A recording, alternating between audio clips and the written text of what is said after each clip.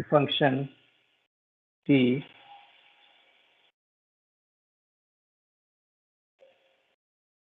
is chosen so that,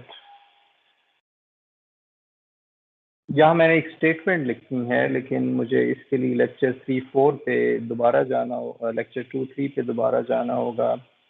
अगर आप assume कर रहे हैं कि इक्वेशन 7 जो है ये आपके पास एक सोल्यूशन है, तो जो सोल्यूशन होता है इस पे क्या कंडीशन होती है? जब आपने ओडीज पढ़ा हुआ है कि ये equation 7 is a solution, for example आपके सामने हो dy/dx is equal to x, और सर एक सोल्यूशन ये हो x³ + 1 और एक सोल्यूशन हो x² + 3, तो आप कैसे बताएंगे कि इधर दिस इज अ सोल्यूशन और this is the second one is a solution? आमतौर पे सोल्यूशन कैसे बताया जाता है डिफरेंशियल इक्वेशन का? ये सोल्यूशन है, ये सोल्यूशन है, या कोई भी सोल्यूशन नहीं है? चले मैं एक और भी सोल्यूशन लिख लेता हूँ। इसको अगर देखिए नंबर 3 पे, ये 1 है, ये 2 है, ये 3 है। इक्वेशन 3 इज अ सोल्यूशन, ठीक है। इक्वेशन 3 सोल्यूशन क्यों है? क्योंकि आप इसका डेरिवेटिव लेंगे यानी कि इसमें पुट करेंगे तो वो उसको सेटिस्फाई कर रहा होगा, ठीक है। लेकिन एक और भी कंडीशन होती है इसमें, ये तो सिर्फ आपने डिफरेंशियल इक्वेशन में पुट किया है, तो मैं इसको बता देता हूँ। इसके साथ ना एक कंडीशन होती है, initial condition y(0) for example, अगर आप 4 रखें, y(0) इज 4, तो ना सिर्फ इसको डिफरेंशियल इक्वेशन को सेटिस्फाई करना चाहिए बल्कि इसको क्या करना चाहिए, इनिशियल कंडीशन को भी सेटिस्फाई करना चाहिए, तब वो वैलिड सोल्यूशन होता है। अगर ऐसा नहीं होगा तो फिर आपके पास, अगर फॉर एग्जांपल इनिशियल कंडीशन यहाँ 3 थी, तो फिर ये इसका सोल्यूशन नहीं होगा, ऑल्दो कि ये सेटिस्फाई कर रहा है डिफरेंशियल इक्वेशन को। तो ये इम्पोर्टेंट है कि आप इनिशियल कंडीशन को भी सेटिस्फाई करना चाहिए। अब अगर मैं इसको सोल्यूशन कह रहा हूँ, इक्वेशन 7 इज ए सोल्यूशन, और ये सोल्यूशन ऐसा है कि जो हमने एज्यूम किया हुआ है कि जिसको हमने लीनियर कॉम्बिनेशन लिखा है शेप फंक्शन का, ठीक है। इस केस में हमारे पास बाउंड्री कंडीशन है, तो जो ये टेम्परेचर, क्योंकि सेकेंड ऑर्डर है ना, तो सेकेंड ऑर्डर इनिशियल में भी हो सकता है, बाउंड्री में भी। आई होप कि ये आपको समझ आ रहा है। बाउंड्री कंडीशन क्या होता है कि एक एंड पे एक कंडीशन होती है, दूसरे पे दूसरी कंडीशन होती है, इसको कहते हैं बाउंड्री कंडीशन। लेकिन अगर एक ही जगह पे दो कंडीशन हो, x0 पे ही एक ही जगह पे दो कंडीशन हो, उसे हम इनिशियल कंडीशन कहते हैं, ये आपको पता है। तो इस टेम्परेचर को सेटिस्फाई करना चाहिए, ना सिर्फ इस इक्वेशन 1 को इसमें पुट करें तो इसको सेटिस्फाई करना चाहिए, बल्कि इसको सेटिस्फाई करना चाहिए इक्वेशन 2 को भी और इक्वेशन 3 को भी। ये एक स्टेटमेंट मुझे लिखने के लिए ये सारा एक्सप्लेन करना पड़ा है। ओके, कोई बात नहीं, हम अगर आपको नहीं याद तो हम इसको एक दफ़ा रिवाइज कर लेंगे, ओडीज डिफरेंशियल इक्वेशन साथ साथ हम उसको देखते रहेंगे। तो इसका मतलब है the function t is chosen so that equations 2 and 3, equations 2 and 3 क्या है हमारे पास, जो कि बाउंड्री कंडीशंस थी। Equations 2 and 3 are satisfied.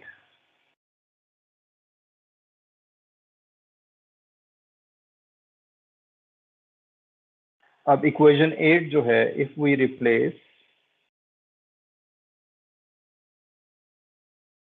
Equation 8 कौन सी थी हमारे पास? इक्वेशन 8 ये वाली थी, ये मैं यहाँ लिख देता हूँ। टी ऑफ जो कॉम्पैक्ट फॉर्म में आपने लिखी है, I is 1 to n+1, linear combination जो आपने लिखा था, ai phi I x।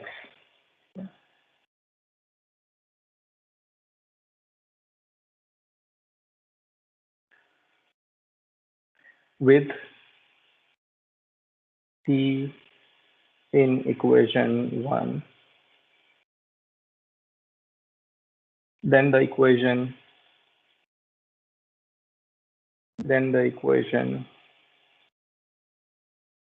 अच्छा, अब एक और कॉन्सेप्ट आपको मुझे सिखाना है, वो फाइनाइट एलिमेंट मेथड में इम्पोर्टेंट है।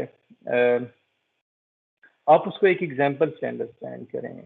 X square plus 2x plus 1 is equal to 0। ये हमारे पास एक क्वाड्रेटिक इक्वेशन है।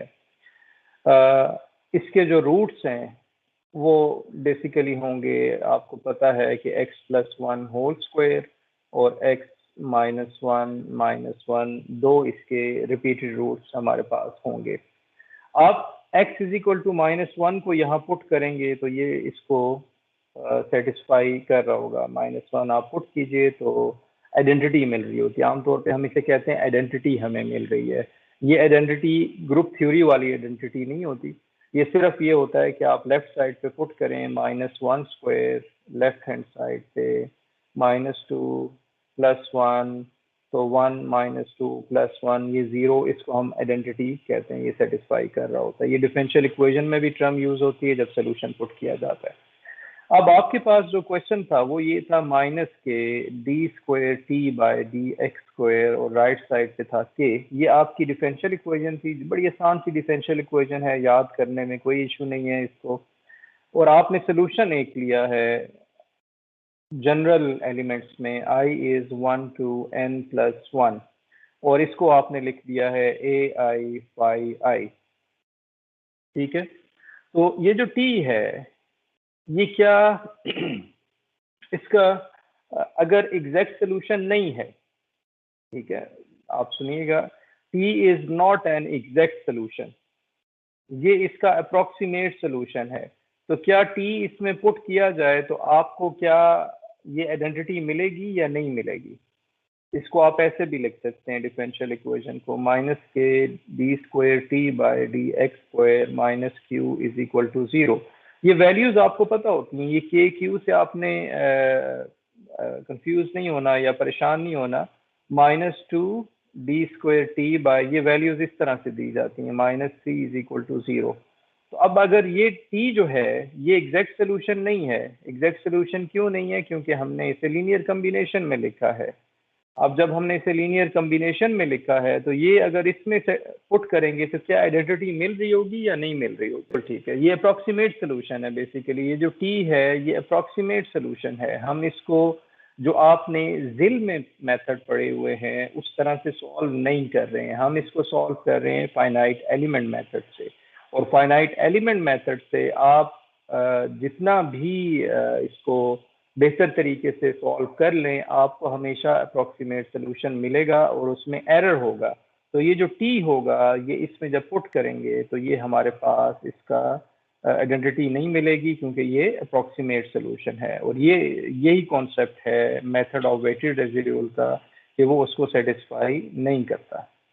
ठीक है, इक्वेशन 1 हमने स्टेटमेंट ये लिखी है, इफ वी रिप्लेस इक्वेशन 8 जो कि कॉम्पैक्ट फॉर्म में है with t in equation 1, then the equation will not satisfied.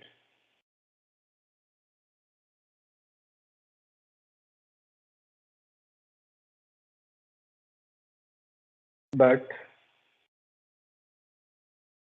we get a residual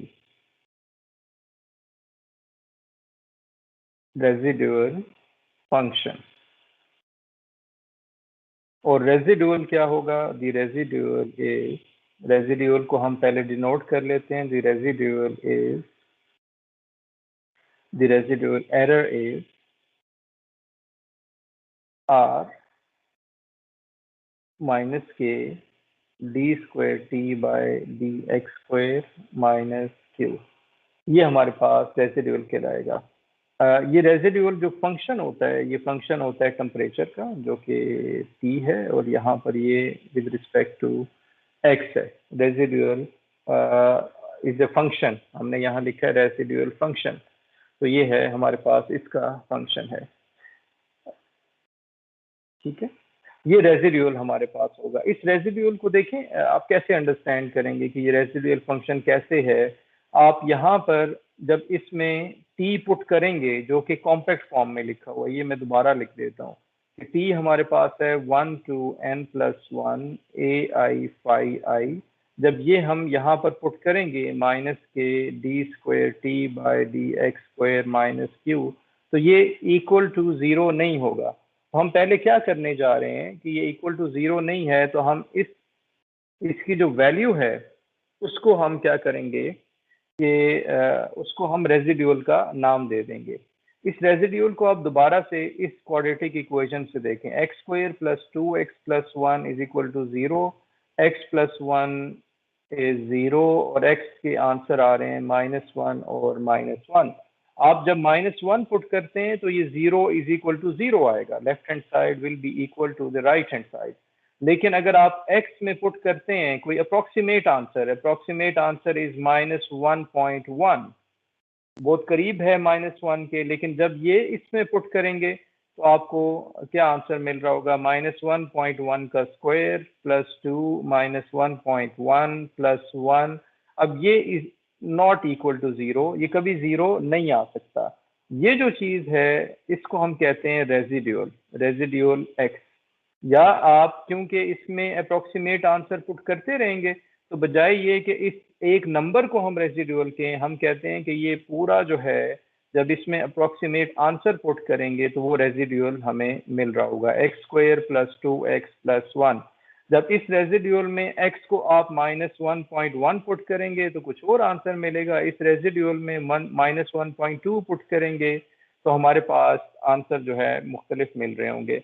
इस रेजिड्यूल में जब आंसर आप पुट करेंगे -1, तो फिर हमें क्या आंसर मिलेगा, जब रेजिड्यूल में -1 पुट करेंगे, यानी कि ये इक्वेशन फिर रेजिड्यूल बन जाएगी, उस केस में ये आंसर आ जाएगा 0। ठीक है, आई होप कि ये पॉइंट आपको समझ आ रहा है। अगर नहीं समझ आया तो काइंडली बताइए, मैं दोबारा आपको बता दूंगा, क्योंकि फाइनाइट एलिमेंट मेथड में ये प्रोसीजर हमें बार बार करना होगा। हमें पहले जो भी अननोन फंक्शन है पहले उसे लिखना होगा, फिर उसके बाद हमने रेजिड्यूल डिफाइन करना है जो कि 0 नहीं है, और फिर हमने आगे प्रोसीजर को लेकर चलना है। मैं इसको रेज कर लूँ।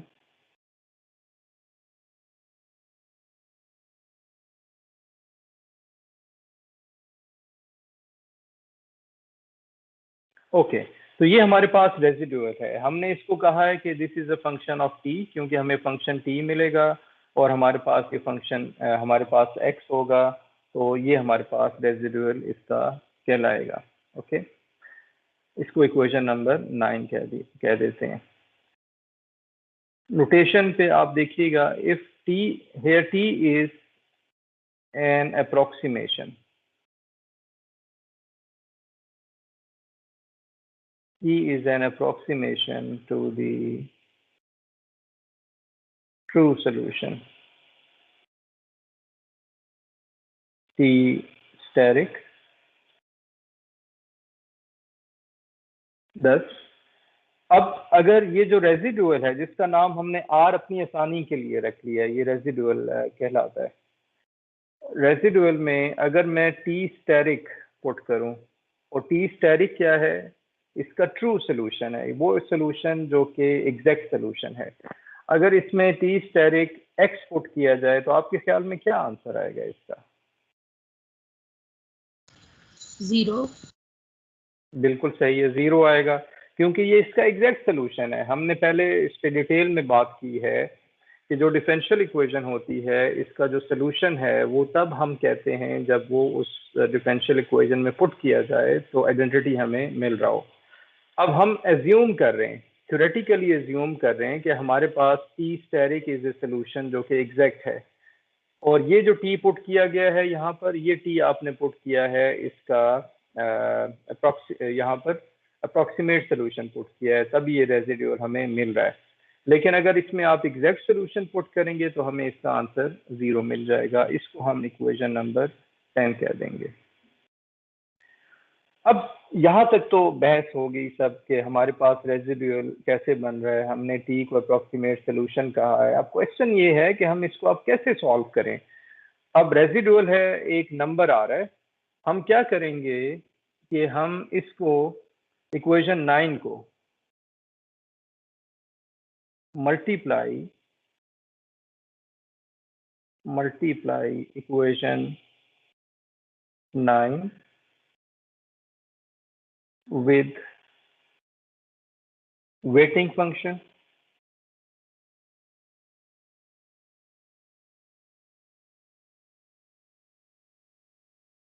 with weighting function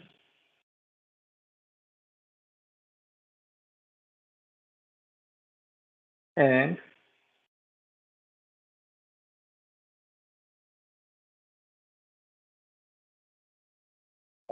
integrate। okay? तो हम क्या करेंगे, ये जो इक्वेशन नंबर 9 है, इसका जो रेजिडुअल है इसको किसी वेट फंक्शन से मल्टीप्लाई करेंगे। आप इसे किसी वेट फंक्शन से मल्टीप्लाई करेंगे। वेट फंक्शन हम इसको W कह रहे हैं और that should be a function of x। Weight function से आपने मल्टीप्लाई करना है और ये r is a function of T X. आपने इसे मल्टीप्लाई कर दिया और फिर आपने क्या करना है, सिर्फ मल्टीप्लाई करने से तो बात नहीं बनेगी कि हम जो है सोल्यूशन निकाल सकें। हम ये करना चाह रहे हैं कि इसको फिर इंटीग्रेट कर दें। जो हमारी डोमेन है 0 से लेकर L तक आप इसे इंटीग्रेट कर दें और dx इज इक्वल टू ये आ जाए हमारे पास 0। ठीक है, तो ये हमारे पास जो है ये प्रोसीजर होगा कि हम जो रेजिडुअल है उसको वेट फंक्शन से मल्टीप्लाई करेंगे। वेट फंक्शन कोई भी हमारे पास फंक्शन हो सकता है। उसको जब मल्टीप्लाई करेंगे और उसको फिर इंटीग्रेट करके 0 रख रहे हैं। 0 इसलिए कर रहे हैं क्योंकि हम एरर को मिनिमाइज कर रहे हैं, या क्रिटिकल पॉइंट्स जैसे आप निकालते हैं। आप कैलकुलस में सीखा है आपने कि जब y is equal to X square है तो आप इसका derivative y dash 2x, critical point निकालना हो तो 2x 0 रखते हैं, फिर आप मिनिमाइज वगैरह कर रहे होते हैं, दोबारा डेरिवेटिव सेकंड डेरिवेटिव टेस्ट से। यहाँ पर भी हम, क्योंकि ये रेजिडुअल है इक्वेशन नंबर 9, इसमें हम क्या करते हैं कि किसी वेट फंक्शन से मल्टीप्लाई करते हैं और फिर आप इसको रेजिडुअल वेट फंक्शन से मल्टीप्लाई करने के बाद इंटीग्रेट करते हैं 0 to L और इसको इक्वल टू 0 कर देते हैं ताकि ये मिनिमाइज हमारे पास एरर हो जाए। ये काम अगर आपको याद हो हमने ली स्क्वायर में भी किया था। वहाँ इंटीग्रेशन हमने नहीं किया था लेकिन हमने कुछ और प्रोसीजर वहाँ पर अप्लाई किया था। तो ये हमारे पास है। अब जो जैसा कि शुरू में हम देख रहे हैं, मैं एक दफ़ा फिर आपके सामने इसको रिपीट कर देता हूँ। आपने मेथड जो स्टार्ट किया है वो है फाइनाइट एलिमेंट मेथड। अब ये जो फाइनाइट एलिमेंट मेथड है ये इस तरह का मेथड नहीं है कि कोई फार्मूला आप अप्लाई करें और आपको आंसर मिलेगा। फाइनाइट एलिमेंट मेथड में आगे कई किस्म के मेथड्स हैं। फॉर एग्जांपल मेथड है गैलेरिकन मेथड है, यानी कि आपको गैलेरिकन मेथड देखना होगा। फिर उसके बाद कॉलोकेशन मेथड है। तो फाइनाइट एलिमेंट मेथड, एलिमेंट्स आप ले रहे होते अपनी डोमेन में, लेकिन आप उसके बाद डिसाइड करना होता है कि आप कौन सा मेथड गैलेरिकन अप्लाई कर रहे हैं, कॉलोकेशन अप्लाई कर रहे हैं, आप कौन सा मेथड अप्लाई कर रहे हैं, कॉलोकेशन मेथड। अब हमने जो है इसमें बीच का एक स्टेप रह गया, वो मुझे यहाँ पर बताना चाहिए कि फाइनाइट एलिमेंट मेथड है और उसके बाद मेथड ऑफ वेटेड रेजिडुअल है। यहाँ से हमने स्टार्ट किया, MWR कहते हैं इसको। मेथड ऑफ वेटेड रेजिडुअल में मुख्तलिफ ऑप्शंस हैं, यानी कि फाइनाइट एलिमेंट का ही कॉन्सेप्ट हम यूज करते हैं। गैलेरिकन मेथड, कॉलोकेशन मेथड और मैं बाकी जो है इसी तरह से क्वेश्चन मार्क लगा रहा हूँ बाकी मेथड्स जो हमने देखे हैं, जिसे हमने सिर्फ लिखा है। अब आप देखिए कि यहाँ पर ये आपको एक इक्वेशन मिल गई है। अब ये क्या है, रेजिडुअल। ये क्या है, वेट है। ठीक, अभी आपको नाम समझ आ रहे हैं। ये है मेथड ऑफ वेटेड रेजिडुअल, इसलिए हम इसे कहते हैं मेथड ऑफ वेटेड रेजिडुअल, क्योंकि इसमें वेट्स लिया करते हैं और रेजिडुअल से मल्टीप्लाई करके इंटीग्रेट करते हैं। This is called method of weighted residual. ठीक, मैथमेटिक्स में जो आमतौर पे नाम रखे जाते हैं उनकी वजह होती है। ओके, आपको वो वजह अगर पता चल जाए तो आपको आसान रहेगा कोई भी कॉन्सेप्ट अंडरस्टैंड करने में। ठीक है, तो यहाँ तक हम पहुँच गए, मेथड ऑफ वेटेड रेजिडुअल हम देख रहे हैं और यहाँ पर वेट आ गए। अब MWR तो हमें समझ आ गया, फाइनाइट एलिमेंट मेथड, क्योंकि आप ज्योमेट्री जो है उसमें एलिमेंट्स लेते हैं, नोड्स पे आप काम नहीं करते हैं। यहाँ से आप MWR पे आते हैं। MWR आपको समझ आ गया। अब MWR के बाद हमने कैसे डिसाइड करना है कि ग्लैरिकन है, कोलोकेशन है, क्या है, तो ये मैं अभी आपको आज हम सीख जाएंगे। हमारे पास ये जो वेट्स होते हैं इन ग्लैरिकन procedure,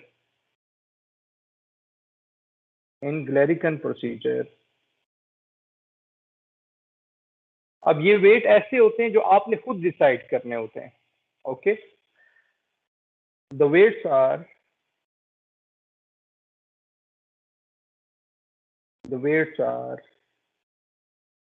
set equal to the shape functions। ये एक सरप्राइजिंग हमारे पास चीज है, सरप्राइजिंग नहीं है बल्कि ये ग्लैरिकन प्रोसीजर जो है ये वर्क इसी तरह से ही करता है कि आप ये जो वेट फंक्शंस होते हैं ये आपकी अपनी चॉइस है, ठीक है। हमने जाहिर बात है ऐसा वेट फंक्शन लेना होता है कि जिसकी जो हमारे पास इक्वल टू 0 आ रहा होगा हमारे पास, और हमें जो A1 A2 जो हमारे पास कॉन्स्टेंट्स हैं वो निकल सकेंगे, ठीक है। यहाँ पर जो है ये जो W है, जिस तरह से शेप फंक्शन आप खुद से अभी देखिएगा, आप जैसे जैसे आगे चलेंगे फाई ऑफ एक्स आपको पता चल रहा होगा, आपको वेट्स पता चल रहे होंगे। वेट्स अगर आप रखते हैं W को शेप फंक्शन के इक्वल, दैट इज, तो ये जो प्रोसीजर कहलाता है ये बेसिकली कहलाता है ग्लैरिकन प्रोसीजर, ठीक। अब अगर आप कोई भी रिसर्च पेपर उठा के देखें, आप उस स्टेज पे हैं कि जब आप रिसर्च आर्टिकल्स कोई भी किसी भी फील्ड का उठाएं और फाइनाइट एलिमेंट मेथड का फॉर एग्जांपल आप देखिए, और वहां पर लिखा हो कि हमने किसी ने अगर ये क्लेम किया हो कि ओडीज को उसने ग्लैरिकन मेथड से सॉल्व किया है, तो आप समझ जाइएगा कि उसने फाइनाइट एलिमेंट मेथड अप्लाई किया है, और फाइनाइट एलिमेंट मेथड में उसने वेट्स को शेप फंक्शन के इक्वल रख दिया है और उसने ग्लैरिकन मेथड अप्लाई किया है, ठीक है, उस पेपर में। तो हमारे पास इस तरह से होता है। अगर यही वेट फंक्शन हम देखेंगे फ्यूचर में, अगर ये weight function Dirac delta function define हो जाते हैं, तो इसको हम कहते हैं x माइनस एक्स आई, इस तरह से डिफाइन हो जाते हैं, तो ये हमारे पास कहलाता है कोलोकेशन मेथड, ठीक है, कोलोकेशन मेथड। इसी तरह से वेट फंक्शन की मुख्तलिफ हमारे पास जो है वो चॉइसेस हैं, वो हमारे पास जब हम इसमें वो डिसाइड कर लेते हैं तो वो हमारे पास वो मुख्तलिफ मेथड हमें मिल रहे होते हैं, जैसे कि ली स्क्वायर है या कोलोकेशन मेथड है या रेले रिट्स मेथड वगैरह हैं, ये सब हमें मिल रहे होंगे। तो यहाँ पर आपने आज ये सीखा है कि MWR क्या होता है। MWR इसलिए कहते हैं क्योंकि एक रेजिड्यूल होता है, उस रेजिड्यूल को वेट से मल्टीप्लाई करते हैं और इंटीग्रेट करना होता है और फिर आप मिनिमाइज कर देते हैं। और फिर आपने ये सीखा है कि जब वेट फंक्शन हमारे पास शेप फंक्शन के इक्वल होते हैं, ये शेप फंक्शन वही हैं जो आपने प्रीवियस लेक्चर में देखे थे, कि जो मैं दोबारा भी लिख देता हूँ कि हमारे पास I1 to n plus 1 phi I, यानी कि ये जो phi I जो कि शेप फंक्शन है, ये वेट फंक्शन भी यही होता है, शेप फंक्शन भी यही होता है। जब ये इक्वल आ जाते हैं तो इस प्रोसीजर को हम कहते हैं कि ये ग्लैरिकन मेथड है।